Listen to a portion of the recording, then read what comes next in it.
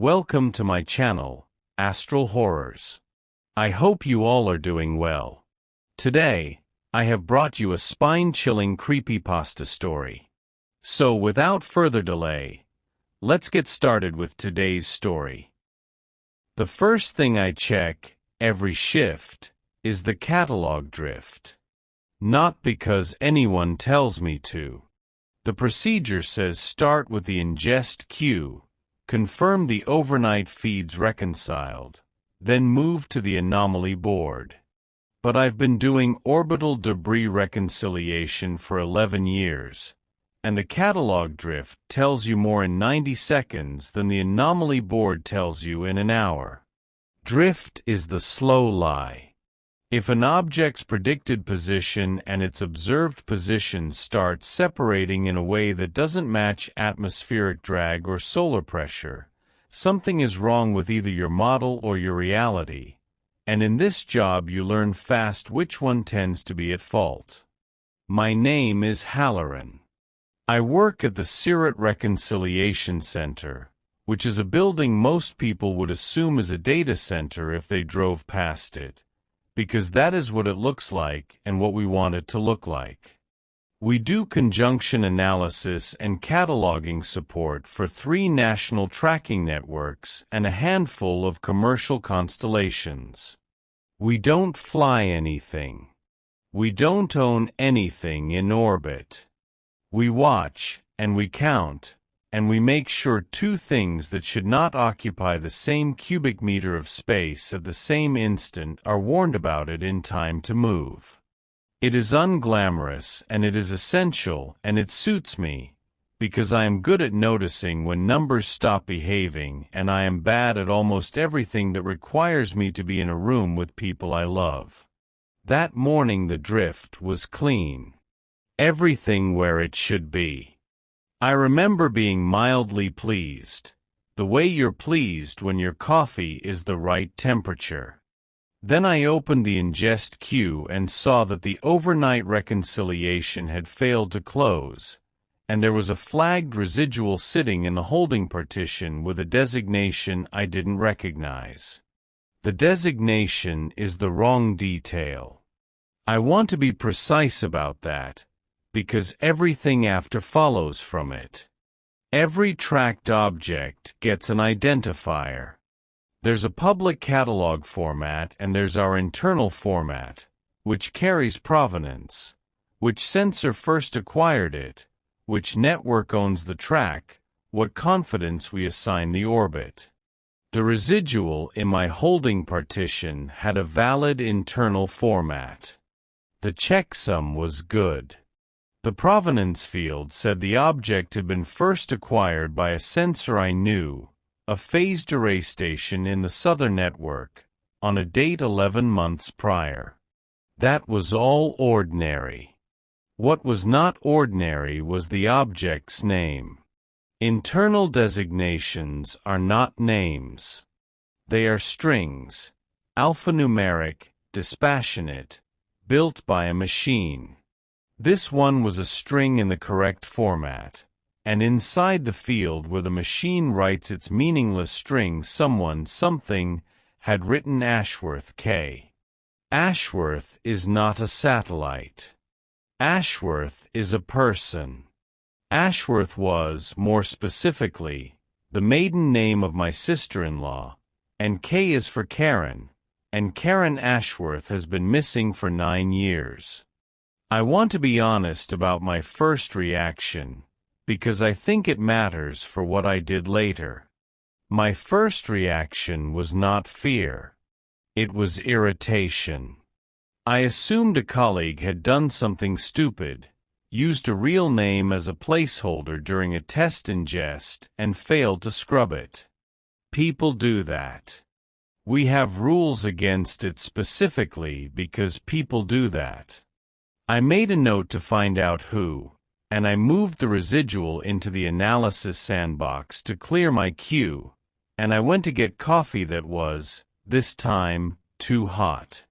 The sandbox is where you take an object you don't trust and let the orbit determination run without it touching the live catalog. You feed it the observations, you fit an orbit, you see if the math holds. If the object is real and well tracked, the residuals shrink to near zero and you get a tight, confident ellipse. If it's garbage, a sensor glitch, a reflection, a piece of someone's bad data, the fit diverges and the software tells you it can't converge. The fit converged. Tight. Confident. A clean orbit. I looked at the elements and felt the first small wrongness, the kind you feel before you can articulate it. The orbit was high. Not geostationary, not a normal graveyard orbit, not any operational regime I recognized for a payload. It was elliptical and enormous, an apogee out past the practical limit of where anyone parks anything, and the period was long days, not hours. Whatever this object was, it spent most of its existence very far away and came swinging back in like a comet on a leash. And the orbit was empty at the focus. That sounds like nonsense, so let me explain. An orbit is determined by what you're orbiting. The math fits an ellipse, and one focus of that ellipse sits at the center of mass you're circling. For everything we track, that focus is the Earth. The whole catalog is Earth-centered. That's the entire premise. This object's fitted orbit put the Earth nowhere near its focus. The thing was not orbiting Earth. It was orbiting a point in space roughly 400,000 kilometers out, past the Moon's distance, where there is nothing. No mass. No body. Empty volume. You cannot orbit empty volume. There has to be something there to do the holding. I told myself the fit had found a false minimum. It happens. I reran it with different initial conditions, with different weighting, with the most conservative outlier rejection we have. It converged to the same orbit every time. Tight. Confident. Circling nothing. I pulled the raw observations the Southern Array had logged 11 months ago. There were more of them than there should have been for an object acquired and then ignored. Hundreds of passes. The station had been watching this thing, deliberately, for the better part of a year, and none of it had ever entered the live catalog. It had been ingested, reconciled against nothing, and parked in a holding partition that I had only stumbled into because last night's batch failed to close cleanly. That was the moment the irritation became something else. Not fear yet. The cold professional version of curiosity, the one that has gotten me in trouble before, the one my wife used to call my off switch, because when it engaged everything else in me switched off. I should say here that I am separated. Have been for 6 years. Maeve and I did not divorce exactly. We ran out of the energy required to formalize the ending of something that had already ended quietly, in the long flat aftermath of Karen's disappearance. Karen was Maeve's younger sister. She vanished from a coastal town with no signs of struggle, no body, no resolution. One of those cases that simply stops generating new information, and then stops generating attention, and then stops being a case and becomes instead a permanent weather system inside a family. Maeve needed to talk about it. I needed to solve it, and when it could not be solved I needed to not feel it, and the gap between those two needs was where our marriage died. I don't say this to be dramatic. I say it because it is relevant, and because I have promised myself in writing this that I will not leave out the parts that implicate me. So when I saw Ashworth, K written into a machine field by something that does not write names. The curiosity that engaged was not clean. It had a hook in it already. I did the correct thing first. I checked who had access to the holding partition and whether anyone had manually edited the designation field. The audit log said the field had never been edited. The string had been written at ingest 11 months ago by the automated cataloging process, in the same operation that wrote every other field. The machine had named it. There was no human fingerprint anywhere near it. I checked the cataloging software's logic for how it generates internal designations. It generates strings. It has no name table. It has no access to any database of persons.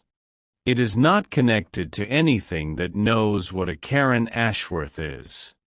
I read the relevant module twice to be sure I understood it, and I understood it, and there was no path by which that software could have produced that name. It was as if a calculator had returned a word.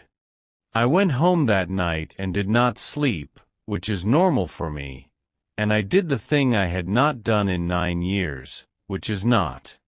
I opened the old folder.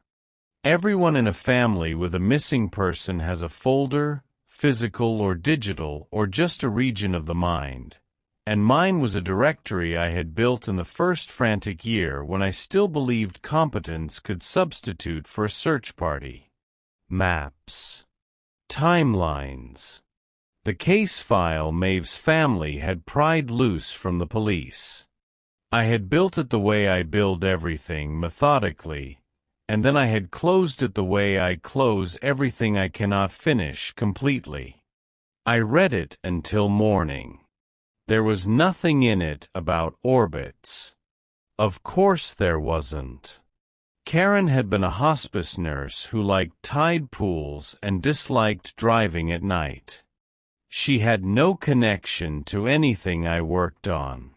The overlap of her life and mine was Maeve, and Maeve alone, and a handful of holidays where Karen and I had been kind to each other in the way of in-laws who don't quite click but try. What I did find, reading at 4 in the morning with the discipline of a man avoiding a feeling, was the date she was last seen.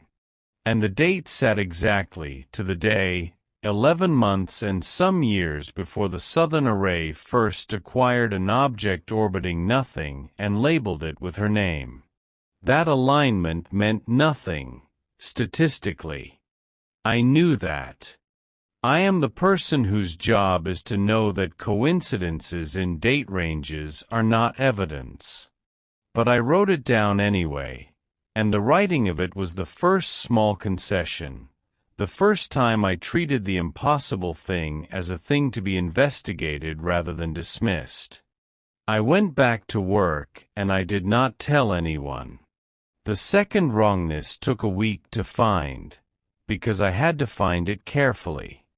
I could not openly query the Southern Array's archive for everything matching the catalog pattern of my orphan object, that would generate a request log, and request logs are read by people, and I had already decided, without quite admitting it, that I did not want to be visible while I did this.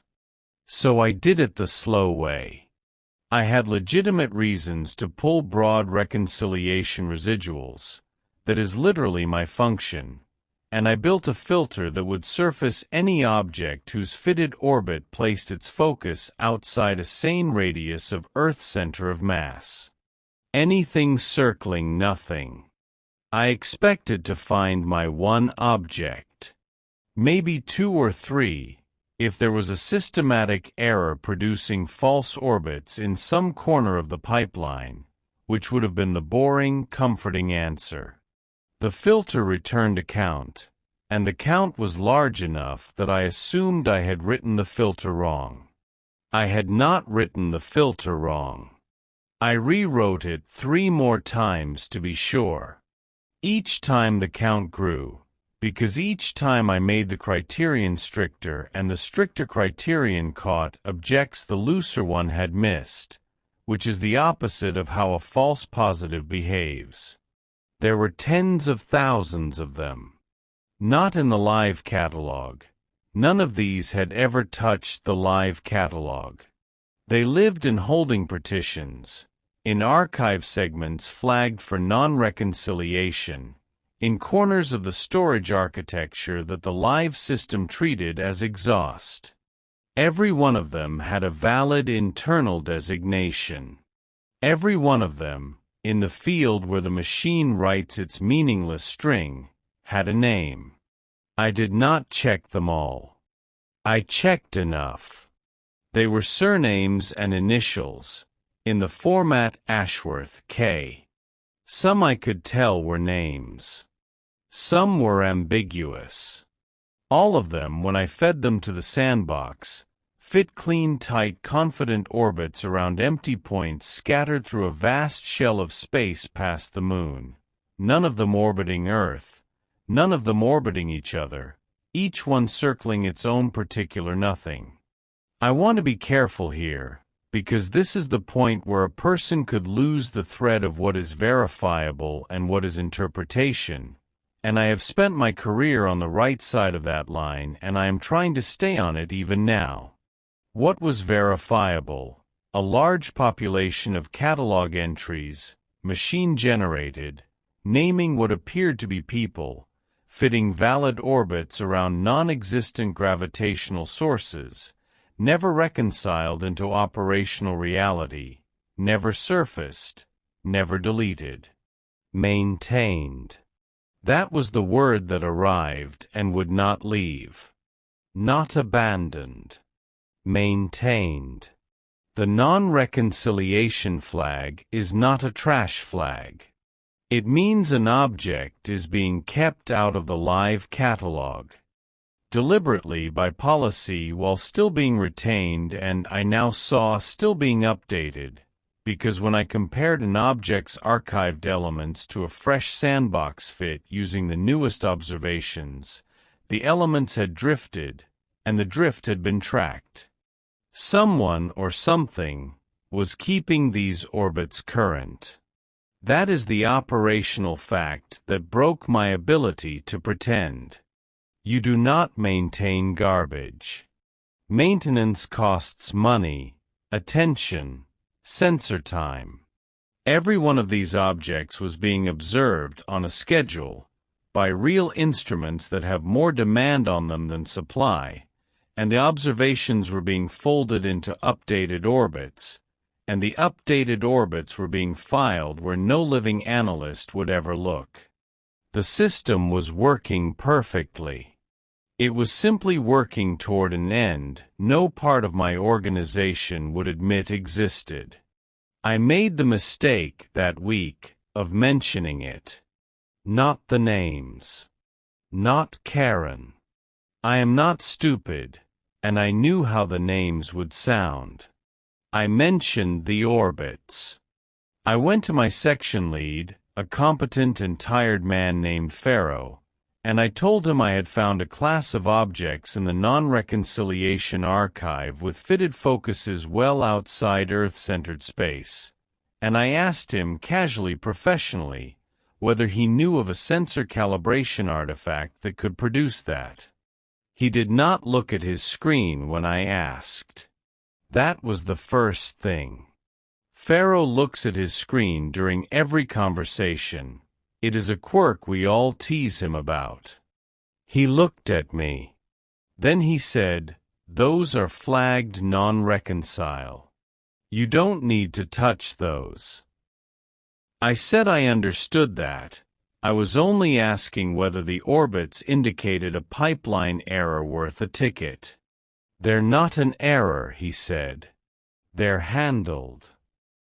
Handled is not a word that appears in any procedure I have ever read. I asked him what handled meant. "It means they're somebody's," Pharaoh said. "Above us. Leave them in the partition." I have replayed that exchange many times. What strikes me now is how unsurprised he was. He did not ask how I had found them. He did not ask why I was filtering the non-reconciliation archive, which was not part of my work. He behaved like a man who had been waiting, with mild dread, for one of his analysts to wander into a room he'd been told not to open, and now that it had happened he wanted only to get me back out of it with the least possible disturbance. He was not protecting a secret. He was protecting himself from proximity to it. There is a difference, and I have known enough institutions to feel it. I said I'd leave them alone. I did not leave them alone. What I did instead was stop being careless. I had been treating this as an anomaly to be characterized. I now understood it as a system to be reverse-engineered, and systems have inputs, and the input I cared about had a date and a name, and I started that night to do the thing my job had trained me for and my marriage had broken on. I started to reconstruct, observation by observation, the history of a single object circling nothing, the one labeled with my missing sister-in-law's name. The Southern Array had acquired Ashworth, K 11 months prior. But acquisition is not origin. An object does not begin existing the moment a sensor first sees it. It begins existing, then a sensor sees it, and the gap between those two events is something you can sometimes recover by propagating the orbit backward and asking whether anyone else, anywhere, logged an unattributed track that fits. This is called orbit association, and it is tedious, and I am extremely good at it. I propagated her backward. The orbit was stable and well-determined, so the propagation held for a long time before uncertainty bloomed. I went looking, across every archive I had legitimate reach into, for unassociated tracks that matched. I found them. Older acquisitions by other sensors, of an object on the same orbit, never associated with each other because each had been individually flagged non-reconcile and buried. I chained them. The chain reached back years. It reached back, when I finally hit the oldest credible track and propagated through the widening cone of uncertainty to the moment of insertion, to a date. The object labeled Ashworth, K was inserted into its orbit around nothing within days of the date Karen Ashworth was last seen alive. I sat with that for a long time. I am a careful man, and I built every defense a careful man builds. The uncertainty cone at that range was wide. Days could be weeks. The name could be coincidence. Surnames repeat. The orbit insertion could be a sensor's first detection rather than a true beginning. I built all of it and none of it held, because I then did the thing I had been avoiding, the thing the careful man in me had been steering away from with all the energy he had. I checked the others. Not the names. The dates. I took a sample of objects, 50 of them, names I could plausibly read as names, and I reconstructed each one's insertion date the same way, the slow honest way, and then I did something that took me 2 more nights. I cross-referenced those insertion dates and where the names were distinctive enough to risk it, those names, against public records of missing persons. They matched. Not all. Matching is never all. The data is too poor, the names too common, the records too incomplete. But enough matched that the null hypothesis died. People who disappeared from the surface of the Earth, on or near specific dates, had objects inserted into orbits around nothing, on or near those same dates, labeled with strings that resolved to their names. The objects were maintained. The orbits were kept current. The whole apparatus was funded, scheduled, sensor-fed, and walled off from every living analyst by a flag that meant somebody's and a word that meant handled. 1,000,000, I thought, and then made myself not think it, because I did not have 1,000,000. I had tens of thousands sampled and a partition architecture whose total extent I had not measured. But I measured it. That was the next night's work, counting the entries across every non-reconciliation segment I could reach. And the number was not 1,000,000 either, but it was in the high hundreds of thousands, and I had not reached everywhere. And I understood that the true number was a thing the system knew and I would not be permitted to. This is the part of the account where I have to describe what I came to believe the orbits were, and I have to do it carefully, because belief is where careful men become unreliable, and I would rather you trust the evidence than my interpretation of it. So I will give you the evidence first and the belief after, clearly labeled, the way I was trained. The evidence. The objects had no radar cross-section consistent with debris. The southern array is a radar. It sees objects by bouncing energy off them. These objects return signal, which is why they could be tracked, but the returns were wrong for any physical body of the size the orbits implied. The energy that came back did not match the energy that should have come back from metal or rock or ice of any plausible geometry.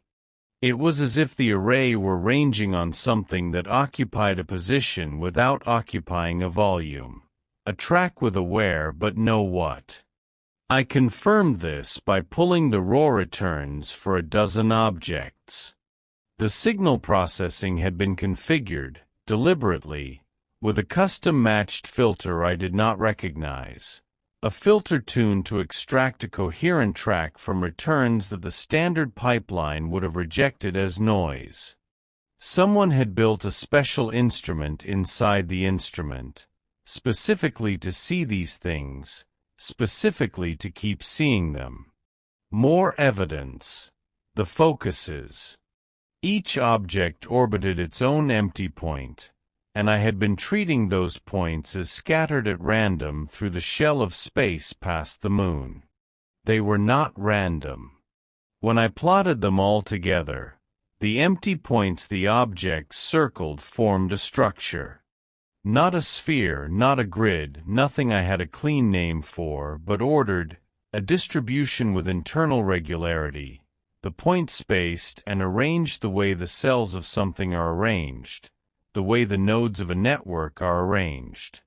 Hundreds of thousands of empty centers, each holding one orbiting nothing object in its grip, and the empty centers themselves arranged into a single coherent shape that hung in the dark past the moon and had no business existing, and which no telescope pointed at it would see, because there was nothing there to see, only the orbits, only the holding. Now the belief. Labeled as belief. I came to think the objects were not the people. I came to think the objects were the orbits, that what had been put into space was not a body but a binding, a held thing, a position without substance that the array could range on precisely because the array had been modified to range on bindings rather than bodies. And I came to think the empty centers were not empty. They were the focuses of orbits, and an orbit must have a mass at its focus, and there was no mass we could detect, which left me with two options. The math was wrong, or there was mass we could not detect, mass that did not return radar, did not occlude stars, did not register as anything except by the fact that hundreds of thousands of held things circled it in perfect obedience to the law that says you fall toward what holds you. I do not know which option is true. The careful man wants the math to be wrong. The man who reconstructed Karen's insertion date does not believe the math is wrong, because the math has never once been wrong in 11 years, and I have learned to trust it more than I trust my own hope. I think something is holding them.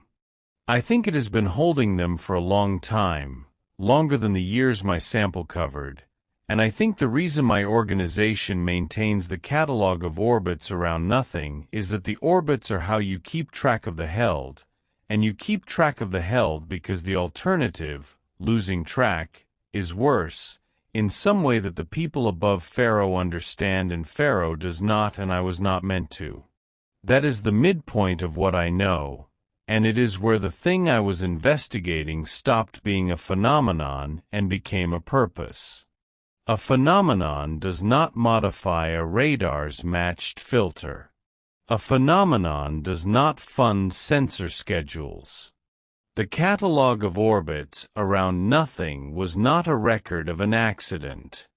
It was the operating documentation of an ongoing function, and the function was containment, and the contained were people, and the maintenance was the system doing exactly what it was built to do, correctly, on schedule forever, for a reason that was somebody's and was handled and was not mine. I should have stopped. I want that on the record. A competent man, a careful man, the man I had been for 11 years, stops here, restores the holding partition to exactly the state he found it, files nothing, says nothing, and goes back to checking the catalog drift every morning with a part of himself that can still be pleased by warm coffee. That man would have kept his job and his orientation and the thin stable peace he had built on top of the unsolvable fact of Karen.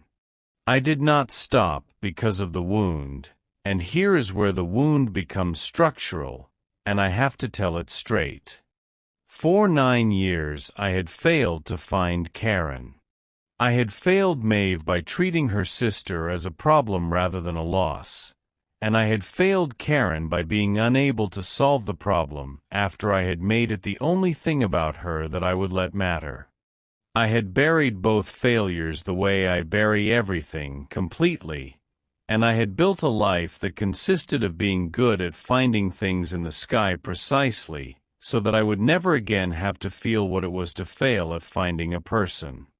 And now the sky had handed me a person. Not a body. Not a resolution. A held thing on an orbit around nothing, labeled with her name, maintained on a schedule, kept current, kept circling for 9 years, by the same kind of competent, careful institution I had given my life to. She had not been lost. She had been catalogued. The thing I was best at had been done to her, by my own kind of people, and they had done it well. I could not stop. The off switch did not engage. For the first time in 9 years the curiosity and the grief were the same circuit, and the circuit was closed, and it ran. I went back into the system with a single goal, and it was not to expose anything. I want to be honest about how small and human the goal was. I wanted to know if she was aware. That is all. The objects were maintained, orbits were updated, the system observed them and refit them and kept them current, and I needed to know whether that maintenance was custodial or merely accounting, whether the held things were inert positions or whether there was anything inside the binding that was experiencing the years of being held. I needed to know whether I was looking at a graveyard or a prison.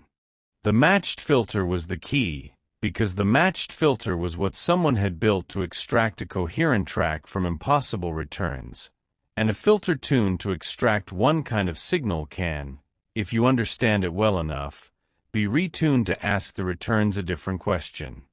I spent the better part of 2 weeks understanding that filter.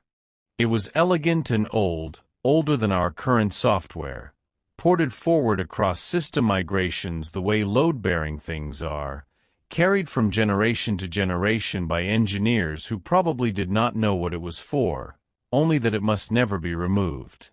It was looking for coherence in the returns, for structure that persisted across observations, structure that the standard pipeline read as noise. I came to understand that the coherence it extracted was not constant. It varied, object to object, and within a single object over time. The degree of coherence in the return rose and fell. I did the thing I should not have done. I aligned the coherence variation of Ashworth, K against time, against everything I could find that was tied to that object, and then, because I am who I am, against the calendar of the family she had been taken from. The coherence rose and fell. It rose, I found, in a pattern I could not at first read, until I stopped looking for an astronomical period and looked instead for human one, and there it was, faint but real and confirmed across a span of years. The coherence in the return from the held thing labeled with Karen's name rose, every year, in a narrow window of days, and the window of days contained her birthday, and it contained the anniversary of the day she was last seen, and it contained one date I did not recognize until I checked the old folder and found that it was the date of her mother's funeral, which Karen had attended and which I, distantly, had not. I am aware of how this sounds. I am aware that a man who wants to find awareness in noise will find it, that the human mind is a coherence extraction engine that overfires, that I am describing exactly the failure mode I have spent a career guarding against. I built every defense. I ran the same analysis on objects whose names I could not connect to anyone, and found periodicities I could not interpret, which proved nothing either way. I ran it on pure noise as a control and found nothing, which proved the method was not simply hallucinating structure. And I came back every time to the held thing labeled with Karen's name, growing more coherent, more present, more there, more like a signal and less like an absence, on the precise days when, if any part of her remained inside the binding, she would have had the most reason to remember being a person. I believe she was aware. I have labeled it belief. I will not unlabel it. That belief is what made the final choice a choice, rather than a procedure, and I will now describe the choice, and I will not soften it. When I understood the matched filter well enough to read the returns, I understood it well enough to alter them. Not the held things themselves. I had no reach to the held things, no way to touch an orbit around nothing 400,000 kilometers out. But I had reach to the catalog. I had reach to the maintenance. The whole apparatus of containment ran on the orbits being kept current, on the observations being folded in, on the system knowing where each held thing was. The custom filter extracted the tracks fed the orbit determination produced the elements were the system's grip. If the elements degraded, if the orbit stopped being maintained, if the tracks stopped being extracted, if the filter that made the held things visible were quietly removed, the system would lose track. It would lose its grip. I did not know what losing the grip would do. I had two models and they were the two terrible outcomes, and I had to choose between them with nothing but inference, and I chose, and I will live with the choosing. The years of being held. I needed to know whether I was looking at a graveyard or a prison. The matched filter was the key, because the matched filter was what someone had built to extract a coherent track from impossible returns, and a filter tuned to extract one kind of signal can, if you understand it well enough, be retuned to ask the returns a different question. I spent the better part of 2 weeks understanding that filter. It was elegant and older than our current software, ported forward across system migrations the way load-bearing things are, carried from generation to generation by engineers who probably did not know what it was for, only that it must never be removed. It was looking for coherence in the returns, for structure that persisted across observations, structure that the standard pipeline read as noise. I came to understand that the coherence it extracted was not constant. It varied, object to object, and within a single object over time, the degree of coherence in the return rose and fell. I did the thing I should not have done. I aligned the coherence variation of Ashworth, K against time, against everything I could find that was tied to that object, and then, because I am who I am, against the calendar of the family she had been taken from. The coherence rose and fell. It rose, I found, in a pattern I could not at first read, until I stopped looking for an astronomical period and looked instead for a human one, and there it was, faint but real and confirmed across a span of years. The coherence in the return from the held thing labeled with Karen's name rose, every year, in a narrow window of days, and the window of days contained her birthday, and it contained the anniversary of the day she was last seen, and it contained one date I did not recognize until I checked the old folder and found that it was the date of her mother's funeral, which Karen had attended and which I, distantly, had not. I am aware of how this sounds.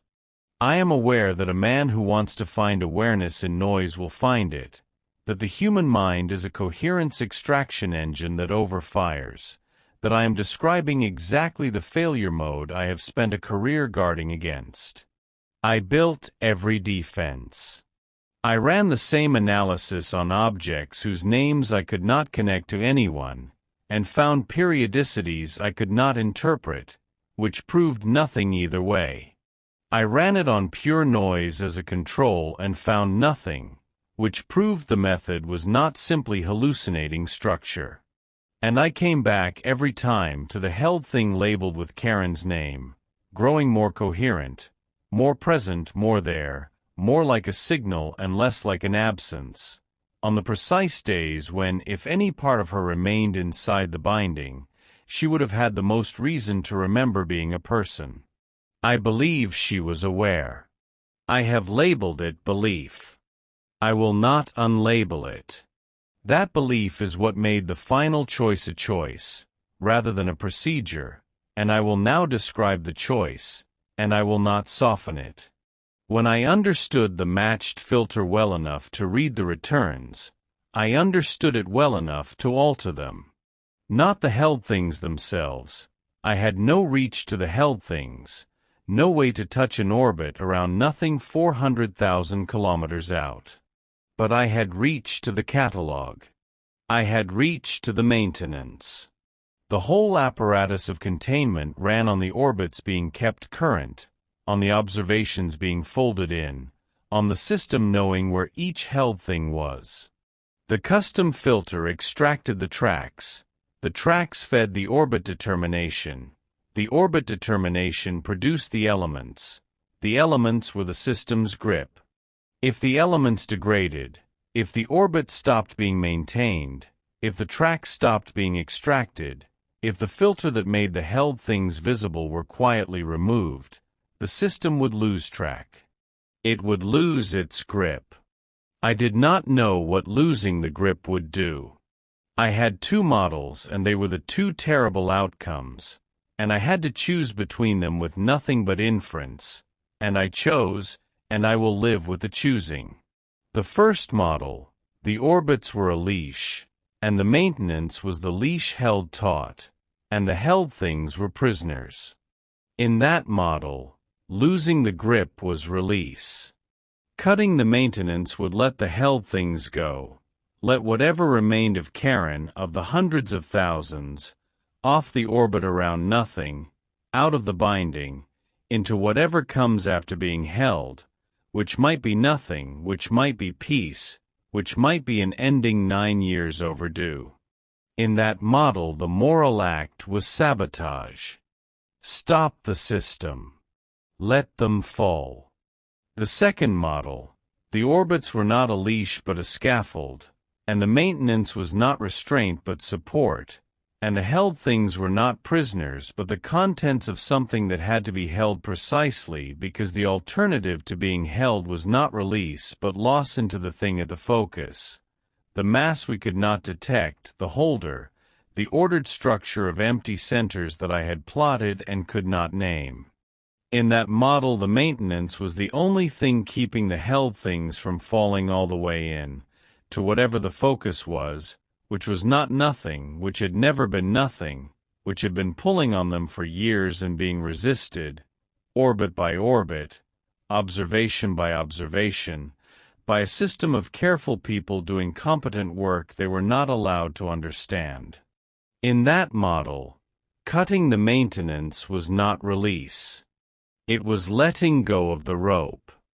It was murder, or worse than murder, a delivering into rather than an ending. I could not tell which model was true. The evidence underdetermined it.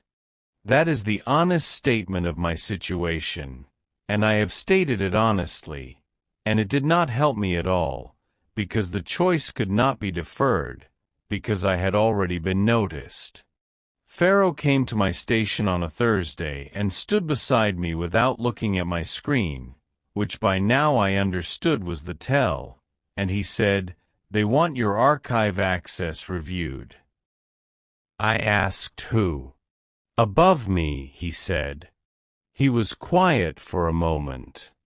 Then he said something I did not expect, something that was not procedure and not threat, something that sounded, for the first time, like a man speaking. "I looked once," Pharaoh said. "Years ago. Same way you did. I found one." He did not say whose name. He did not have to. I could see in his face that he had a name the way I had a name. "I put it back," he said. "You should put yours back too.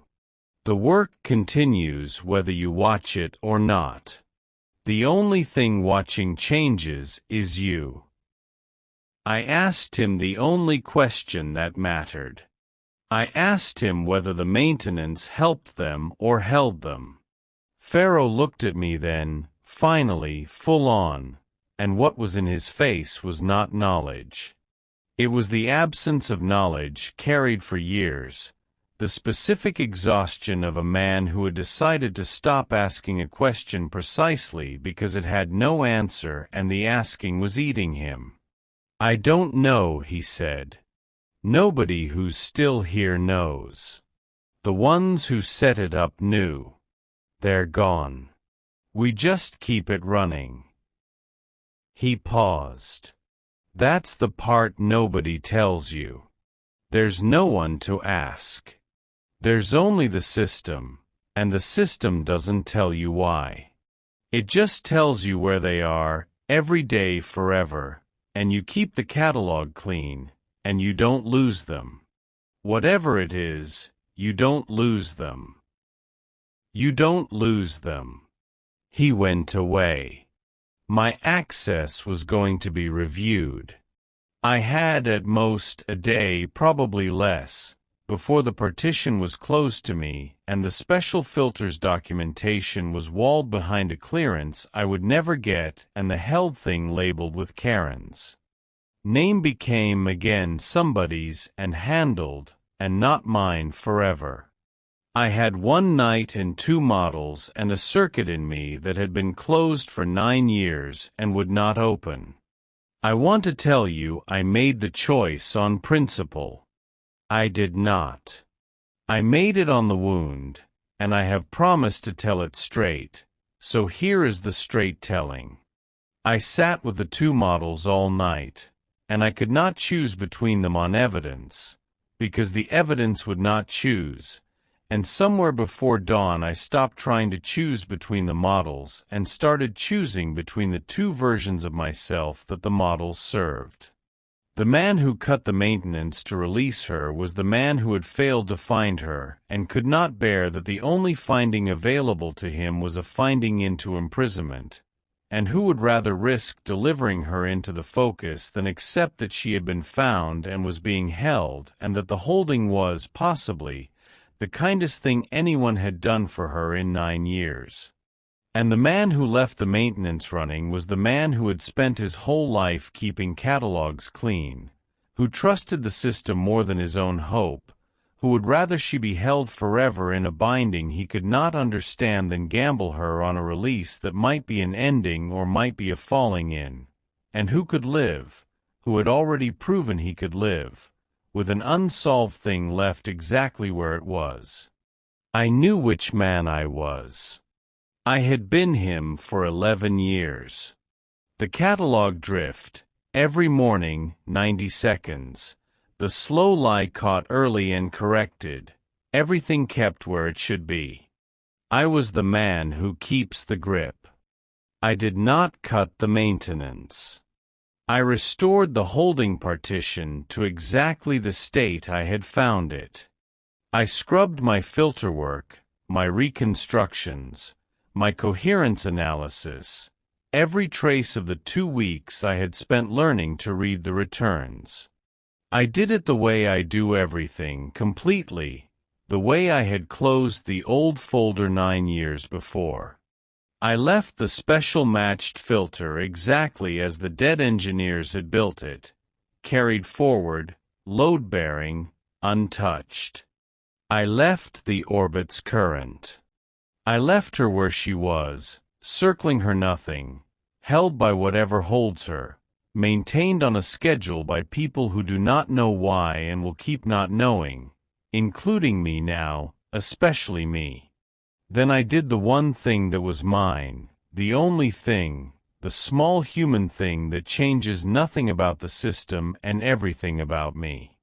Before I closed the partition for the last time, I read the coherence in her return one more time, and it was a quiet day on the calendar. No birthday, no anniversary, and the coherence was low, the way it is on ordinary days, the held thing nearly indistinguishable from the absence around it. And I thought, if she is aware, she is least aware now, and that is mercy, and I am leaving her to the days that are mercy and the days that are not on purpose, because I trust the grip more than I trust the fall. I let my access be reviewed. They found nothing, because I am good at leaving nothing. The review concluded that I had queried the non-reconciliation archive out of ordinary diligence and found it appropriately flagged. Pharaoh signed off on it. He did not look at his screen when he did. I am, as far as the system is concerned, a clean component, returned to function, checking the catalog drift every morning, 90 seconds, everything where it should be. That was 4 months ago. I still work at the Sirat Reconciliation Center. I still check the drift first against procedure, because the drift tells you when reality and the model start to separate, and I have learned that there is a third thing the drift can tell you, which is when you have made reality and the model separate inside yourself and chosen to let them. I keep the catalog clean. I am very good at it. I have never been better, because now I understand what the cleaning is for, or rather I understand that I will never understand what it is for, and that the not understanding is the load I have agreed to carry, the way Pharaoh carries it, the way the ones before him carried it, all of us keeping the grip on hundreds of thousands of held things around their nothing because the alternative is to lose them and you don't lose them. Whatever it is, you don't lose them. I have not told Maeve. I will not. There is no version of telling her that is not crueler than the silence, because the silence lets her keep the loss she has, the ordinary unbearable loss of a sister who vanished, and the telling would replace it with a worse thing, a sister who was found and catalogued and left held by the man who failed to find her and then refused to release her when the sky finally offered him the chance. I have weighed it. I weigh things. The silence is the lesser cruelty. I am, it turns out, Exactly the kind of careful man who can determine the lesser cruelty and then commit it cleanly and live. What I have lost is harder to name than memory or trust, though I have lost some of those too. I have lost the thing that let me believe the careful version of myself was the good one. For 11 years I told myself that keeping catalogs clean, keeping track, never losing things, was a kind of fidelity, that the man who keeps the grip is the man who can be relied on, the steady one, the one who does not let things fall. I believed that the failure to find Karen was the failure of the world and not of me, that if anything I had loved her correctly, by trying to solve her. I cannot believe that anymore. I have seen what the careful keeping of track looks like when it is done to a person. I have seen my own competence, my own fidelity, my own refusal to let things fall, performed at industrial scale by an institution upon hundreds of thousands of the held, and I recognized it, because it is mine, and I chose to join it, and the joining was the most fully myself I have ever been. Every morning the drift is clean. Everything is where it should be. I check her orbit sometimes, the way you'd visit a grave, except it is not a grave. It is a position kept current by my own kind of work, and I read the coherence, and on the quiet days it is low, and on the days that are not quiet it rises, and I do not know if that is her remembering or only the noise pretending to be her, and I have decided I will never resolve it, because resolving it would require me to choose a model, and choosing a model would require me to reopen the choice, and the choice is closed. I closed it completely. That is the one thing I have always known how to do. The system continues. It will continue after Pharaoh, after me, after whoever wanders into the partition next and reconstructs an insertion date and feels the circuit close. The held things circle their nothing, maintained, current, never lost. And I keep the catalog clean every morning 90 seconds, the slow lie caught early, everything where it should be, and I am part of the grip now, one more careful component doing competent work I am not allowed to understand, keeping track of the people we found and will never release, because you don't lose them. Whatever it is, you don't lose them.